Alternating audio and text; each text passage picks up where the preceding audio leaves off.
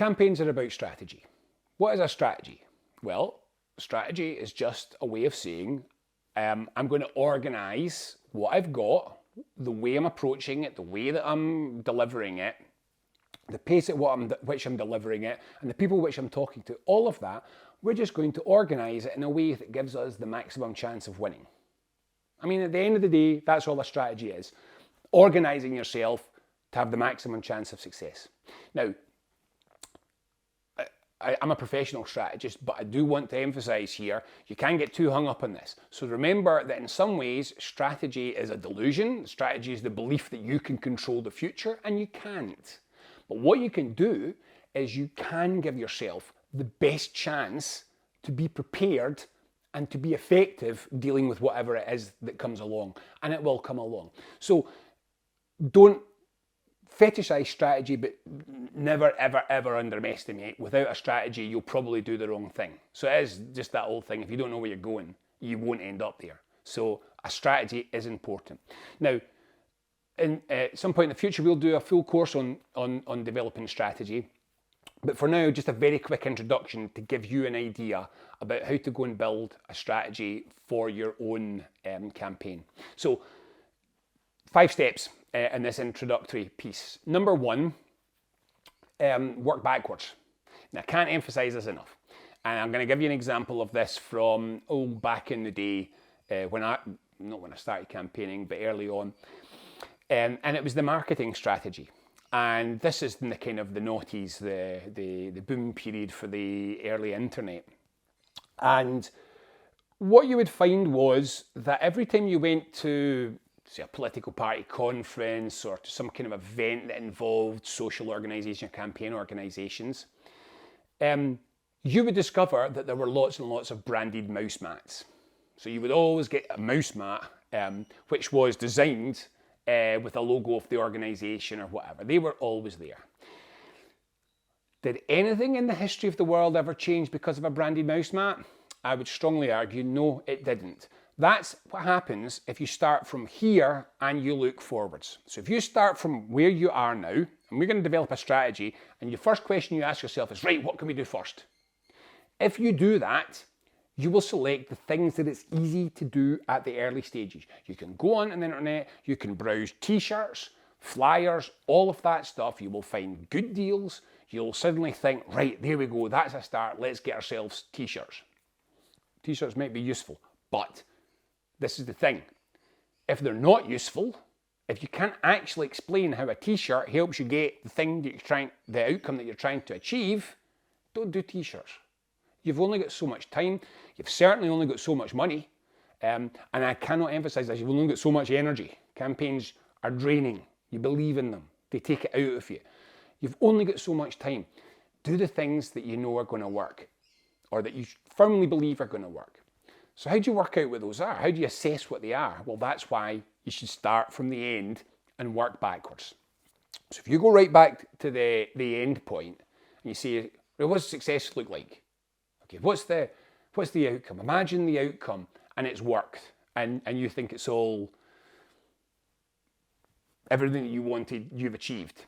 Right, well, what had to happen to make that outcome work to happen? What were the things that actually had to happen? And it might be obvious. So, I don't know, council reverses its decision to close a primary school. Okay, it might be obvious, but it might not. There might be elements about how you get that outcome that you've got to be aware of, such as, well, we needed to get the agreement of 3 different parties. So work out specifically, what is it that delivers that outcome? And then from there, take another step back and say to yourself, right, what are the conditions which enabled those things to happen? So if I had to get 4 people to make a decision, what would be the conditions that would be most likely to make them make that decision? What is the range of, so for example, in our instance, you might be in a heavily evidence-based campaign, and you genuinely believe that these decisions are going to be made on the basis of the best evidence. That never happens, but imagine. So you take a step back and you see the conditions for making this outcome happen are that we've provided the best and maximum amount of analysis and information that we possibly can. On another occasion, it could just be straightforwardly something like we scared the pants off them. They made these decisions because they were really, really worried they were going to lose their elected position, or whatever it is. So then be very clear about those conditions. What was it that enabled this to happen? And then if you work back from there, you're into the what can I do? And the what can I do is, right, what are the actions that I could take that are most likely to create the outcomes that I'm trying to achieve? So if you do it that way backwards, what you do, or rather the other way around, if you go from the forward, the start forwards, what you do is you can create lots and lots of threads. And you can pursue all of those threads, but some of those threads are going to go nowhere because you haven't worked them all the way through to the end. If you do it the other way around, and you say this is the outcome, and you weave backwards from the outcome, and you arrive at things that I can do, then you've got a much better chance that things that you're doing are actually going to deliver that outcome at the other side. So try not to work forwards, but to work backwards. Okay, 2. The second thing, once you've got that, once you have a basic understanding of what it is, the mood that you're trying to create, describe it. Now this is quite important because your campaigns have, like everything, like everybody, campaigns have a personality. You want to have some consistency in your personality. So just like it can be, you can deal with a grumpy person and you can deal with a very quiet and calm, tranquil person. You can deal with an angry person, but it's quite difficult if one person just flips between all these different things at random. It's difficult to put your finger on. It's disorientating, and it's usually counterproductive. So there's no point, you can be nice, then if you're really nasty, you've undone the niceness, so it doesn't really work. You could have either not done the nastiness or not done the niceness. So if you want to develop a campaign that people can put a finger on and understand and get a sense of, you want a consistent tone. What is it? So to work out what the tone of your campaign is, work out, it's that process we just discussed. It's this process of working out the environment you're trying to create. And there isn't a correct answer to this. Sometimes righteous fury is the tone of a campaign. Sometimes weary resignation, that you're not getting everything you want, but you just need to get this thing done to make it better. That might be the best tone for a campaign. Sometimes it's inspirational and euphoric and exciting. Sometimes it's fear. I mean, if you look at the climate campaign, a lot of that's based on fear. Fear is a very strong motivator. But here's the thing. If you use fear as a strong motivator, and what you're trying to create is a hopeful outcome, be conscious that you're creating an environment which pushes hope out of the picture, right? So if you've got a fear-dominated campaign, it's very difficult to get people to feel hope from it. Just like if you've got a hope-dominated campaign, people are feeling up and positive, it's much harder to then get them to focus on dark or difficult things.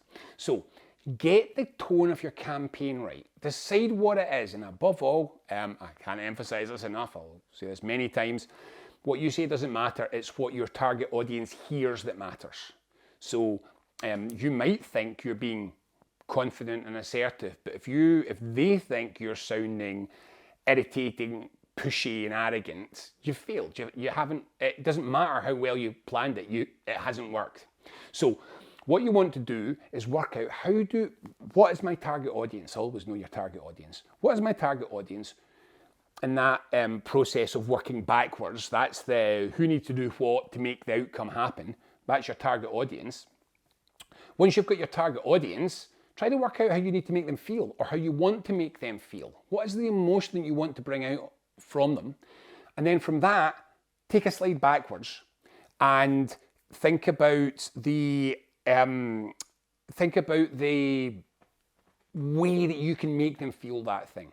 Now this will be everything, again, it can be everything. So, in professional marketing, this will be right down to the colours you pick for a logo. Is it to look cheery? Is it to look serious? Is it to look commercial, like a bank or like a supermarket? Is it supposed to feel rough and community hewn? And this is crucial for a lot of you, because you'll be working in community campaigns. And this is another thing that I would strongly emphasize, is remember that when you are trying to work out what to make someone else feel, you have to accept that you have a voice, and that voice is your voice. And so if you're from a working class community, your voice is probably not, if you're still living in a working class, your voice is probably not that of a trained legal professional. And if you try to talk like a trained legal professional, you will just sound like you're bluffing it. It has the opposite of effect that you think it will.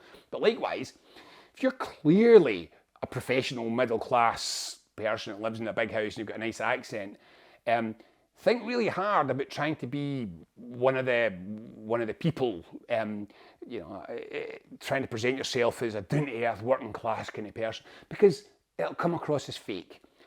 Whatever it is that you want to make people feel, you can make them feel that with the voice that you have. So you want to think about the tone that you're developing for a campaign, and with that tone, you want to think about how you can use your voice to deliver that tone. And once you've got it, write it down. If you've got a place where you organise your campaigns, put it in post-it notes, stick it round the place. Never forget, if you're supposed to be positive and constructive, don't be angry. There are ways you can squeeze that in. It's perfectly possible to be positive with a hint of anger about it, but you've got to remember what it is that you're trying to get across. And if you don't get that, your campaign will weave back and forward from different tones, and you won't be pushing consistently in a single direction, which helps people to locate your campaign and make sure that you're pushing it in the right direction. 3, think about the materials you've got, the tools. What can you actually do?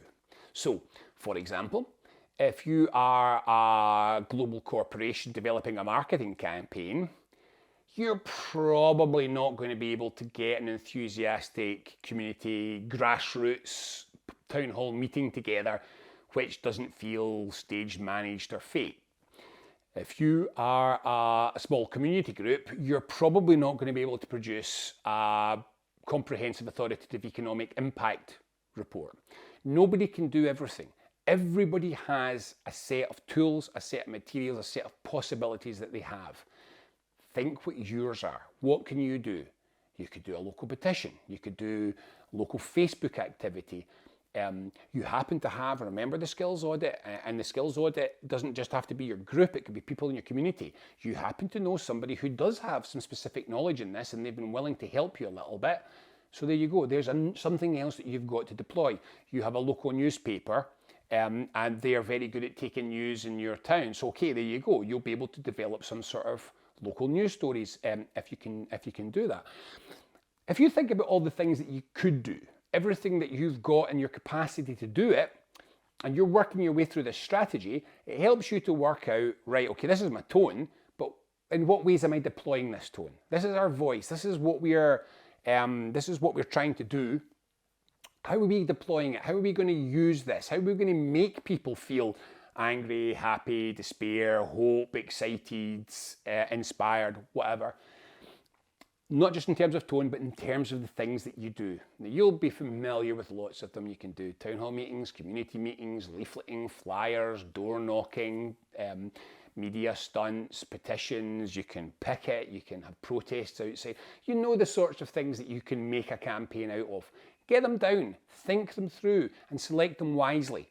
So for example, if you've decided that you're going to be constructive and positive, placards might not be the way for you to go. You maybe don't want to stand outside the local authorities' headquarters with placards because that's not achieving your tone.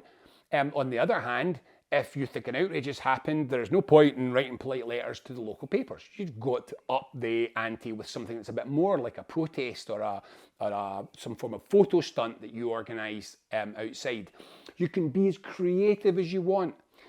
You will genuinely, all the time, all around the world, people are coming up with completely new ideas of how to get a message across during a campaign.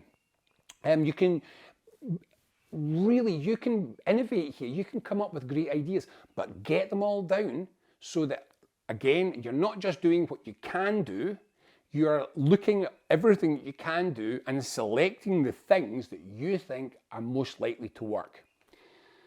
4, this one I encourage everybody never to forget. It is really important, particularly if you are a community or a first-time campaigner or an amateur campaigner of some description.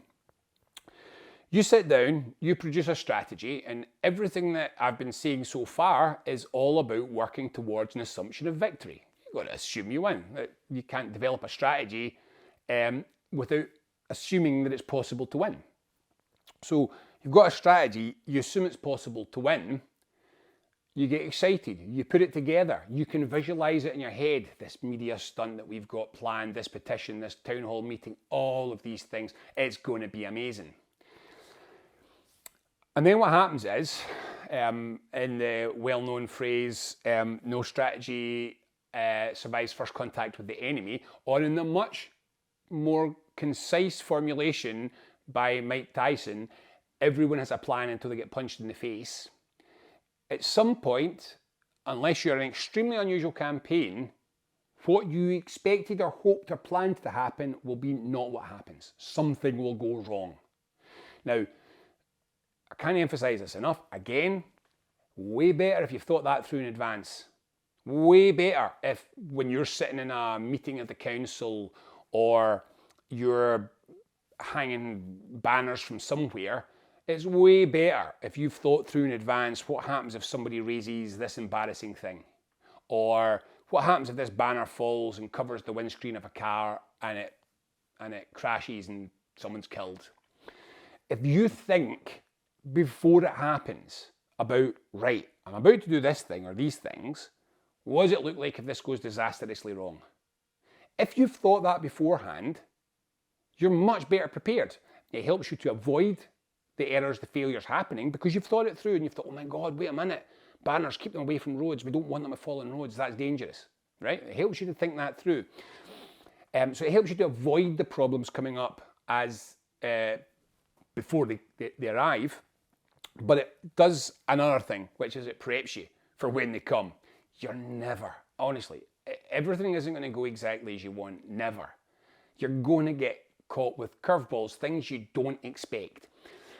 The more that you've thought through what failure, what disasters could look like, the more you've thought that through, when they happen, the less you're taken by surprise and the better chance that you've got of adapting on the spot. So it is a perpetual problem with social campaigning. You're so vested in this thing. You're so certain that your idea is right. You've put so much effort into building this campaign, and everything that you've thought about is all about progress to victory, and you never took 10 minutes to think what the alternative looks like, what failure looks like, what disaster looks like.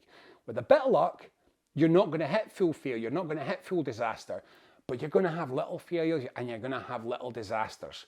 Think it through in advance. It doesn't take long. Just every time someone says, let's do this, stop for a second and think, right, okay, great. It looks like this if it works, but what could it look like at its worst? Think it through and then assess, is the risk of that happening, the bad thing happening, is it small enough that the benefit of the good thing happening overwhelms it? Or is it the other way around? And if you think a risk is just too much, don't take it. Don't take a risk for no reason. Think through failure. And finally, 5. Have a way of, it's a compass, a way of measuring how you're doing. So when you go through a campaign, you're going to have these ups and downs, highs and lows, moments of real enthusiasm, moments of despair, frustration. All of these things are going to come. All these emotions are going to arrive. So you've got to think about trying to work out up and above your emotional state. Again, unless you're in very specific professional campaigning, you're doing this because you care. You're doing this because you believe in it, which means that your ups and your downs drag your mood up and down with them. So what you need is some sort of way of sticking yourself hard enough down that you can make a reasonable assessment about what's working and what isn't. Now that's a whole subject in itself. But just for example, if you're going to do a meeting and you're going in to ask for something, think really hard about how you would measure if the meeting worked. So often when people go in to do meetings, especially if, like I say, it's a community campaign, they go in nervous, they go in really uptight. And quite often, getting through that meeting without tripping up or doing anything daft or the other person or having to defend yourself from attacks from whoever you're meeting feels great. It's like, wow, yes, did it, we're out. That went really well. Yeah, but I'm going to warn you now, as a general rule, officials, politicians, none of them go to a meeting with the intention of making anybody feel bad. Certainly not community groups, certainly not the kind of campaigns that you're talking about. They're very good at making you feel good, but is that a success? Was you feeling good the purpose of the meeting? Because if you went in to ask for a £500 grant to help you do something or other, and during the meeting, everybody spends their whole time telling you how much they value you, how great your community campaign is, how much they think your community is a wonderful community, which is a pride of the local area, blah, blah, blah. Right, great, that doesn't pay for anything. You either get the 500 quid or you don't get the 500 quid. This is important. Pick measures of success that you can, that don't go up and down all the time. Either does happen or it doesn't happen. Somebody either does sign a petition or they don't. Say you either hit 1,000 or you don't hit 1,000, so on, and so on. Work out ways that in the heat of battle, in the ups and downs, work out ways that you can just take a reality check from time to time and do your best. It's hard, but do your best to step outside of your enthusiasm or your despair. Almost like an out-of-body experience. Watch your campaign from a little distance and say, did that work? The more that you can prep that, the more that you'll steer correctly. The more that you can be aware of what is and isn't going well or badly, not because of how you feel, but because of things that you can say, well, wait a minute, however I feel, that did or didn't happen. The more that you can do that, the better chance that you've got of steering your campaign all the way through. So, that has been a very rapid run through the idea of a campaign strategy. And to finish, it just requires you to take all of that and to note it down in some form, right? So don't just think all these things through, don't just do it all. The purpose of that is to get you to a strategy. It doesn't have to be a giant long document. It could be half a dozen bullet points. But what it'll say is something along the lines of, we want this to happen. To do that, we are going to try and create the following tone, feel, response. We're going to generate that by doing these 5 things, 6 things.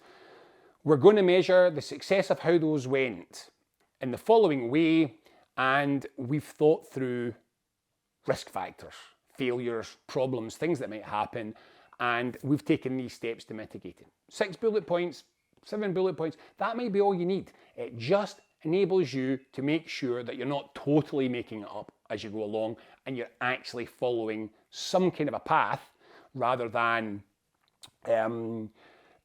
just doing what you can do from day to day. That's a brief introduction to strategy.